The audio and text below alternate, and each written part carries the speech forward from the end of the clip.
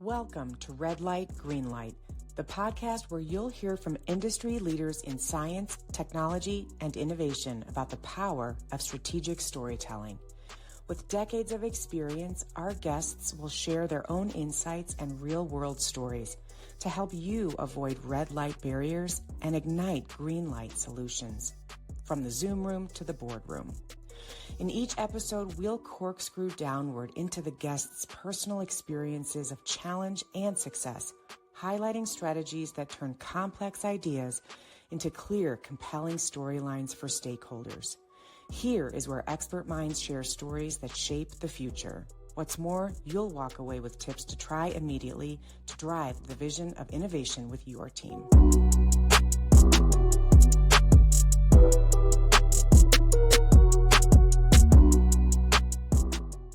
Hi, everybody. Welcome to Red Light, Green Light. I'm your host, Cindy Skalicky, and this is the podcast where we bring in some really amazing and smart executives, past executives, and leaders who know a thing or two about working in corporate America and also with other executives. So today, I'm thrilled to bring to you Rusty Gaillard, a good friend of mine, a very wise executive coach, and formerly of Apple. So, Rusty, thanks so much for joining me today. Cindy, it's always a pleasure. Happy to be here. Well, we're going to kick right off. I would love for you to tell us a little bit about your career journey up to this point. And as I said to the audience earlier, you and I met in part because of your amazing time that you spent at Apple as worldwide head of finance. So love for you to share a little about who you are and how you got here. Absolutely. I was just sharing this earlier with someone that I feel like my career took a strong pivot when I left to become a coach, because up until that point, I was very much a left-brained, STEM-oriented person using today's language. So I was an engineer in college. I worked in engineering for in my first job, but gradually moved more and more towards business. Went to business school at Stanford, which is what brought me out to California. And then my longest stint in the corporate world was at Apple, where I was there for 14 years. I started pre-iPhone and moved into finance and was the worldwide director of finance, leading our global sales forecast for all of the products around the world. Big job, and ended up staying there for 14 years. And then I hit this pivot point, which is after doing all this analytical work, left the left brain sphere to transition to the right brain sphere and become a leadership coach. Yes, fantastic. What a cool journey. And if those of you out there haven't seen that Rusty's got a book about that pivot point, what's the name of it, Rusty? It's called Breaking the Code. Yes, Breaking the Code. I've read it. It's on my bookshelf behind me. It's a wonderful, authentic, and vulnerable story about the choice, the decision to leave the corporate arena and come into a different world where you've been just fantastic, which is how I met you. So going back to your career at Apple, Rusty, and maybe just in general, can you tell us about a person who's really had an impact on your life, someone you really admire, who has executive presence, who's, someone you kind of think of in those tougher moments or admire? Yeah, I'm going to share the one of the people that I worked with at Apple, who is now leading the Apple retail stores organization. Her name is Deirdre, and she was the my skip level boss when I first started at Apple. And my first interactions with her were all by email, and I was a little scared, frankly. Yeah. Okay. She's incredibly smart, and she's obviously had a broad scope. She was 2 levels above me. Yep. But one of the things I found so interesting and challenging and also inspiring about Apple was I felt like she knew almost as much about my area of focus as I did. I was like, oh, geez, that's not intimidating. It is super intimidating. So she would ask really good questions. She had very high standards, and they came across very clearly. And later on in my career, about a year or so later, I started to actually work with her more in person. And she was just a delightful, wonderful, kind person. Yes. Oh, and I just loved that model of a warm, friendly, kind person with very high standards, clear communication, expectations of results on top of the details. And so it was this, I hadn't really seen that model before. I had seen kind Yeah. of like the aggressive, assertive person that's a little bit abrasive as well. But I hadn't Mm-hmm. seen that nice person with very clear high standards and direct communication. And to me, that was a real that and continues to be a real model. Yes, I love that. And so often I remind leaders that we just don't know when our influence is going to stop. And the reality is, it might not for a lot of people we've worked with in the past. And so we are always looking upward and outward at people who've impacted us and inspired us. And also, we are, whether we know it or not, sending messages downward, outward, and even upward, right? About things that people might admire in us now in the moment, but also, somebody is going to say, man, this guy, Rusty Gaillard, that I used to know, he's the one. So someone else is going to have a podcast like this, and one of our names might be in there, Rusty. You just don't know. Well, and Cindy, I know my book has been out in the market for a little while, and you have not yet had this experience, but I've had met people when I meet them for the first time, they say, I read your book and it made such an impact on me. And so, It chills. but for everyone listening, that's absolutely true. And I think it's why it's so important to take the time to be deliberate about what you stand for as a leader. Right. Because if you're not doing that, you're doing it by default. Yeah. And the question is, are you going to go do it by default, or are you actually going to be by design? And think about it and be deliberate. Right. Love it. I love it. Let's transition slightly, Rusty, into some talk about red lights and green lights. And you and I have done a little bit of work together for a client together. And so the red lights and the green lights, but maybe our listeners don't. So when we think about red light communication, it's communication we might be observing from someone that's keeping us from moving forward. It's telling us there's risk here, I am unsure, and I'm not buying in, and I don't have trust, right? Green light types of messaging are when we see a speaker or a presenter and we are moving along with them and we're going, right? So when we talk about red lights and green lights, if we're sitting in the audience watching a presenter, the presenter's job is to get the audience out of the red light of risk and observing this situation or presentation as a risky thing and moving them to the green light of go. So Rusty, tell us, if you can, a couple of examples that might be in your mind. You saw a lot of presentations at Apple. You gave a lot. What kinds of behaviors did you observe in others that kept you at the red light? It's an interesting question. And that when I think about my time in the corporate world at Apple, it was much less about a single presentation than it was about a series of interactions. Okay. And I might even call, it's behaviors, but your behaviors become a pattern. They become habitual to some degree. Right. And that informs how people see you. It informs your personal brand. And we're back to this question of design or default. Are you just continuing the thing you've always done blindly without thinking about it by default, or are you being deliberate and designing how you want to show up as a person? So some of the red light behaviors for me is defensiveness, when they're kind of protecting a position rather than being open-minded. What does that sound like when someone is like defensive? Well, it's interesting. It's not even the words as much as it is the energy. Okay. And I think that you can, anyone listening, that, right? You've been in meetings, you've been in discussions where it's like, oh, you can tell that person's defensive. And it doesn't matter what words they say. It's when they're coming from that energy, you're going to experience it. Love that. That's great. I mean, that is clearly a red light. Nervousness and nerves, it's not a blatant red light, but it's certainly something to be aware of because it says this person is somewhat uncomfortable with what's happening and the idea that they're presenting. Right. And so the nervousness, obviously there are more clear signs of that. And I think one of the things I observed is if they don't work through the nervousness, that's more of a red light. I mean, everyone's nervous to some degree, and we all expect that, and we all have some compassion for that. Sure. But if it persists for a long time during the conversation or presentation, that's more of a red light.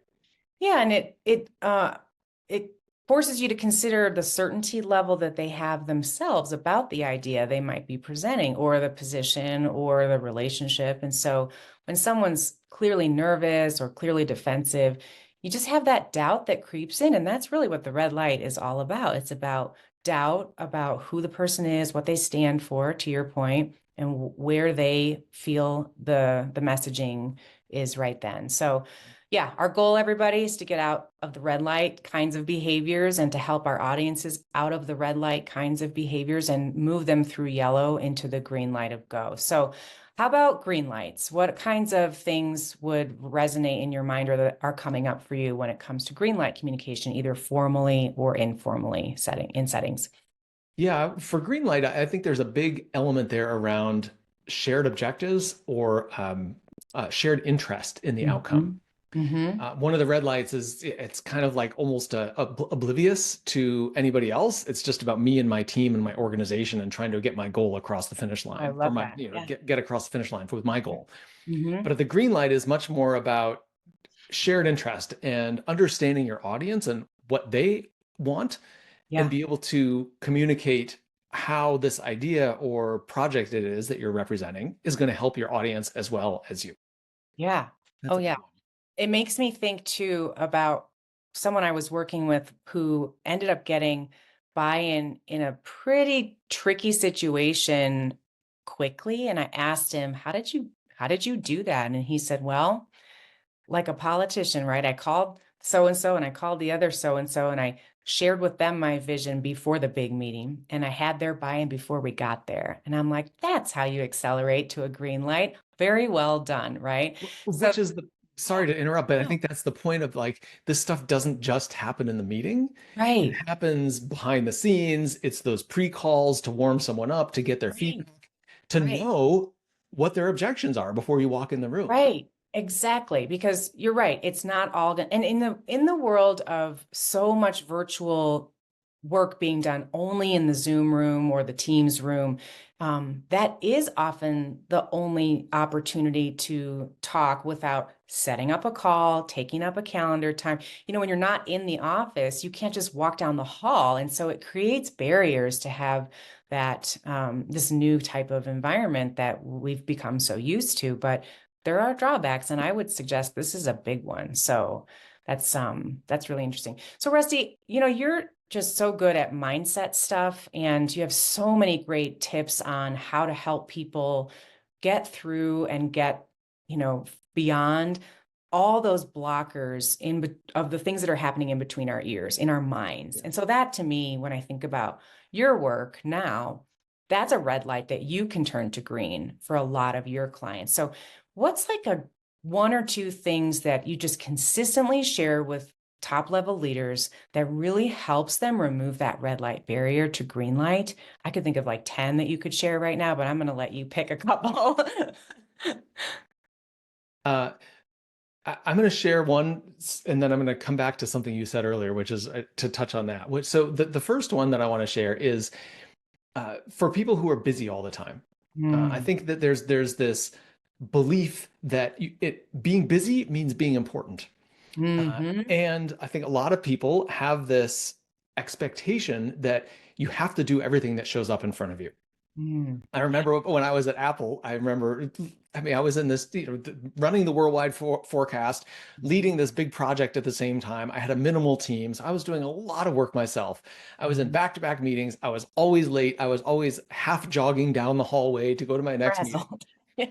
And I remember like going by my boss's office all the time, and I'd look in there and he'd be sitting there behind his desk, calmly working. And this happened time after time after time. And finally, one day I went and I just knocked on the door. I said, "Hey, can I ask you, how is it that you're always at your desk working? I'm running around like crazy and you're here working. Like, what's going on?" And he looked at me and he said, "Rusty, you are in charge of your calendar." And it's, on the one hand, that is such an obvious statement. And on the other hand, you're like, yeah, that's totally unhelpful. How do I say no? What do I say no to? These are all important things. Right. And that mindset, that everything is important. You've got to take care of everything that shows up in front of you. That is a huge challenge for a lot of senior leaders. So it's, how do you get on top of that? There's a lot of things that goes around delegation. It goes around accountability and high standards, managing your team, being comfortable saying no. There's a lot of pieces that can support that. But the first piece is acknowledging it and being willing to tolerate the discomfort of trying it differently. You are in charge of your calendar, right? Nobody else is, even if you have an assistant who helps you with that. I love that. And what I'm hearing you say, I was just sharing this similar point earlier today, permission, right? Giving yourself permission to say, no, I don't need to attend that meeting. You can go and fill me in later on what's critical because I need downtime to think deeply about this next strategy meeting or, my head's on the line, right? Yeah. So that's a great tip around calendar. I'd love to add something there about permission, because a lot of times we think if we're going to give ourselves permission to do that, it feels like it has to be for the rest of time. Oh yeah. It doesn't have to be for the rest of time. It can be for one meeting. And I often encourage my clients to do an experiment. It's like, hey, if you need time in your schedule, pick the one thing that is, by your assessment, the least important that you can scratch off your calendar and not attend. And just do it once and see what happens. Yeah. Just do a test. Do a test. Okay, before you go backwards, because I know you said you had something you wanted to tap, I'm going to ask you to share something that you taught me that I use now myself and with my kids and occasionally with clients. It's just this concept of zooming out. So can you share about that? Because anyone listening or watching is definitely going to get a great tip right here. Go for it. Yeah, zooming out is one of my favorite tools to help you gain perspective, to give yourself more permission to try something differently.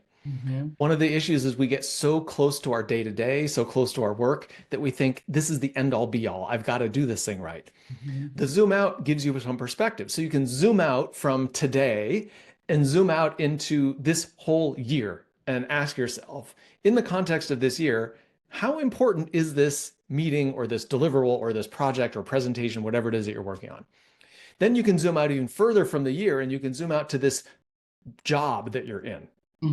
This entire time that you're going to be in this job, how important is this one thing that you're obsessing over right now? And you can zoom out even further to the stage in your career, your entire career. And you look at your entire career and you say, how important is this thing? Right. And even further into your life as a whole. And when you can take that perspective of saying, okay, this is one event in the context of my entire life, it just helps to lower the stakes. It gives you permission to be a little bit bolder, to try something new, and to give a shot at bringing the best of yourself to that interaction. And that could mean saying no to the interaction. That might be bringing the best of yourself, but to do something a little differently. I love that.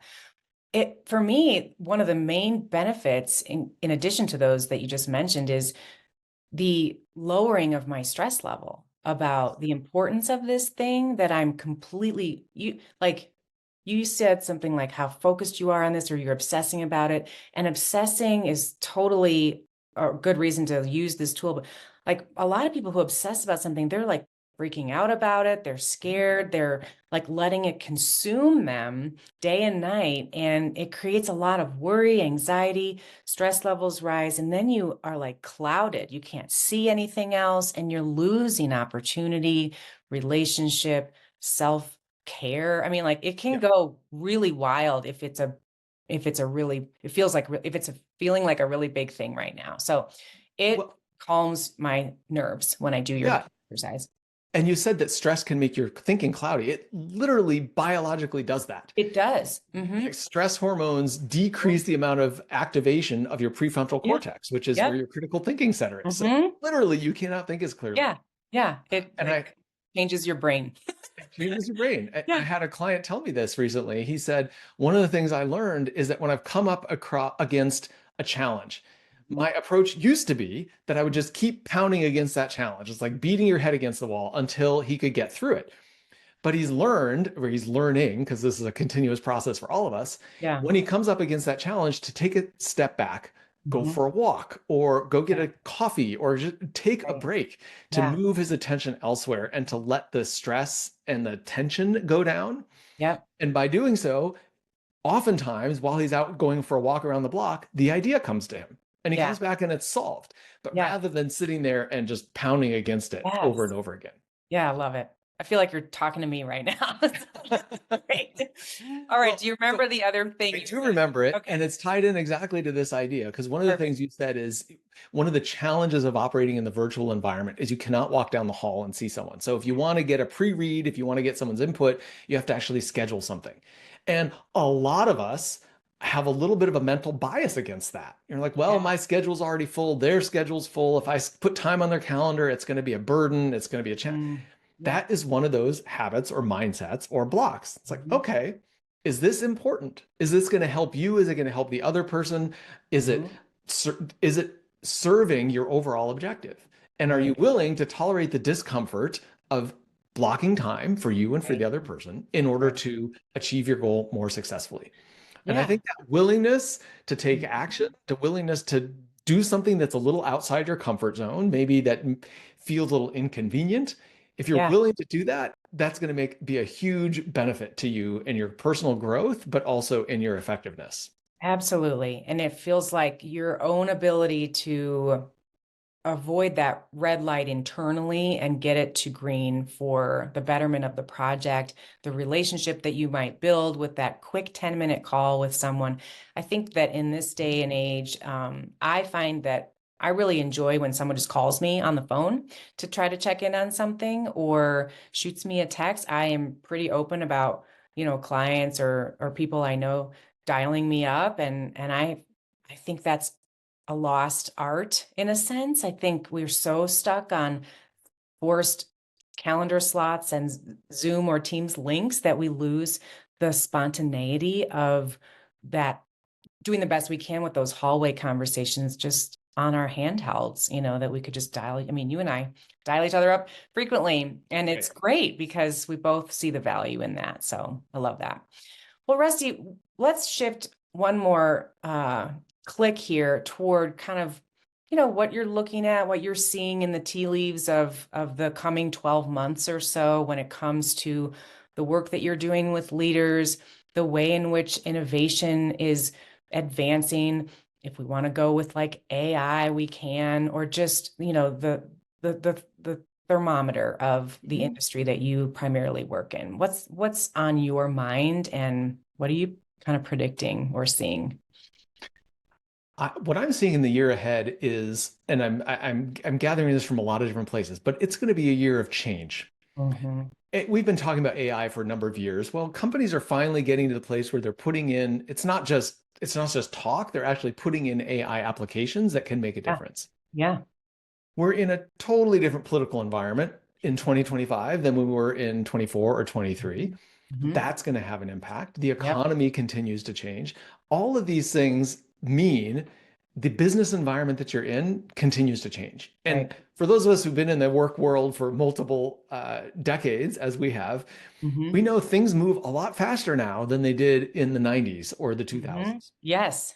And it will continue to accelerate. I mean, think about how AI can accelerate things. Oh my So gosh. things will move faster, things will be changing more. You cannot possibly keep up with everything that's going on in the environment. Right.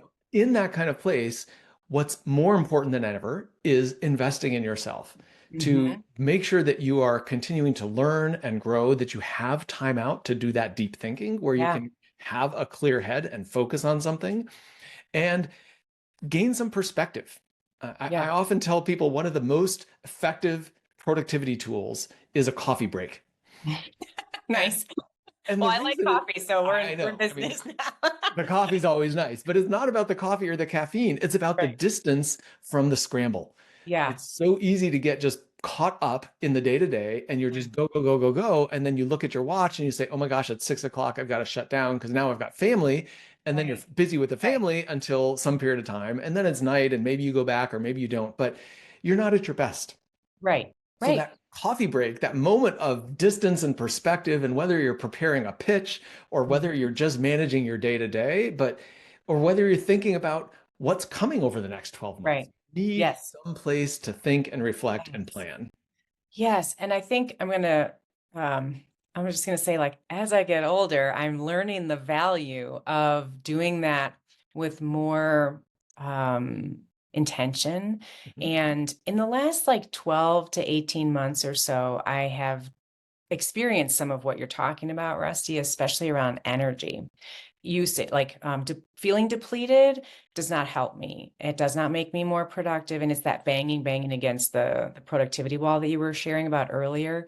But I have found, and for those of you listening and watching, maybe try this out if you haven't yet. But, when you feel just like tired or like drained, guess what? Like that is a sign that you should take that coffee break, that walk, go pet the dog, go listen to some music, go watch 20 minutes of your favorite binging show. Like I have been known to watch 10 minutes of my favorite show at 1 in the afternoon just to do something I enjoy. It's rare, but like it's okay. And it re-energizes you.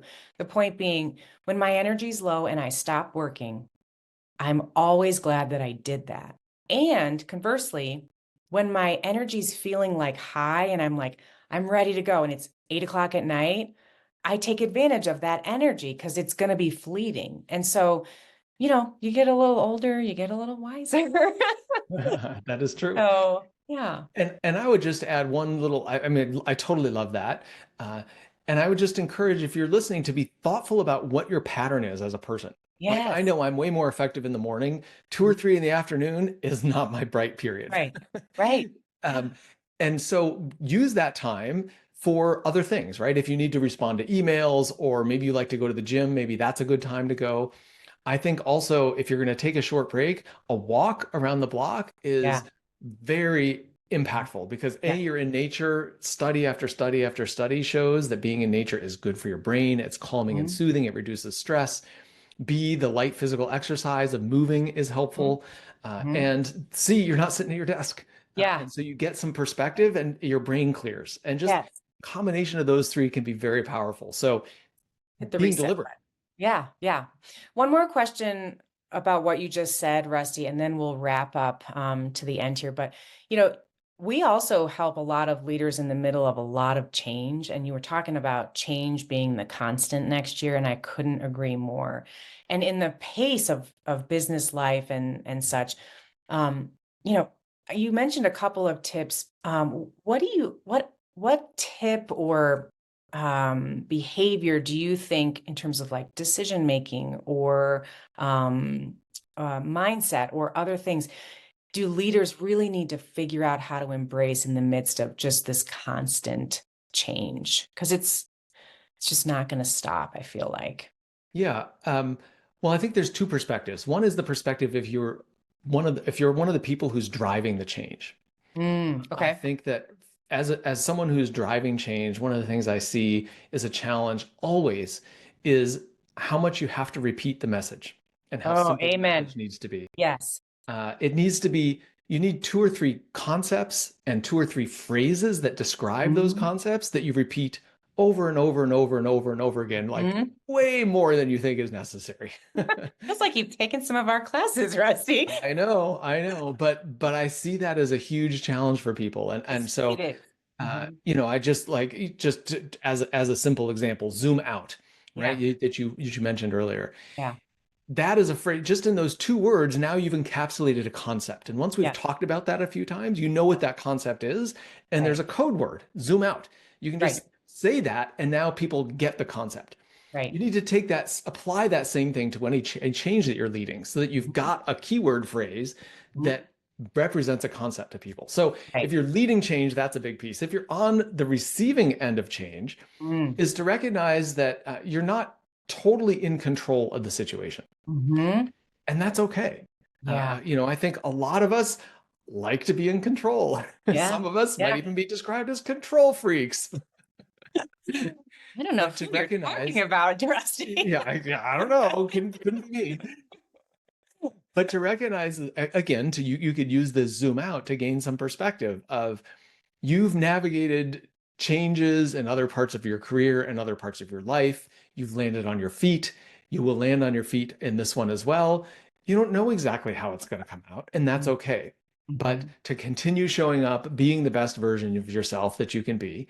And all of the tools that we've talked about can help support you in doing that. Yeah. True. Wow. Lots of wisdom bombs here for everybody today. Zooming out, some mindset tools.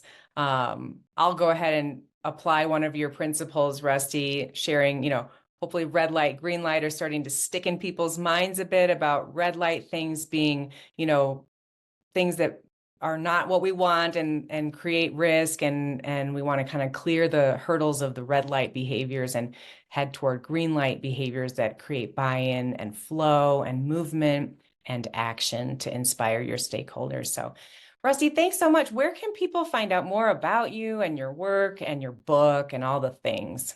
Yeah, I would say the two easiest places are on my website, which is rustygaillard.com, and my podcast, which is dosomethingdifferentpodcast.com. Super, super. And how about a book you're reading right now or a podcast you're listening to beyond the one that you produce? What is on your nightstand or in your ears that you're listening to? Well, your podcast and your book, of course, which I always enjoy. And the other thing that I read recently, which I quite enjoyed, is Hidden Potential by Adam Grant. Adam Grant's written a number of different books. Hidden Potential, I think, is great because it's really emphasizing your ability to learn is more important than what you know, which is very much in line with the kinds of things we're talking about here. Yeah. I recommend that one. Yeah, fantastic. Well, everybody, I hope you had a pen and paper to listen to Rusty's brilliance, but he's always a pleasure to have on our show and in my orbit in general. So Rusty, you're just fantastic. And I love watching your business continue to flourish and to hear how you've brought out of corporate America and your deep experience there, so many gems, so you can help other leaders who are in those same positions to do it a little better, maybe, right, than you did, or just to do it in a way that serves their best version of themselves. So that's fantastic. Thanks for coming. Thanks for listening and watching, everybody. We're going to bring you another amazing guest in our next episode. And until then, head to the green lights, steer clear of those red lights, and get out there and make it a great day and nail it. Take care. Bye-bye.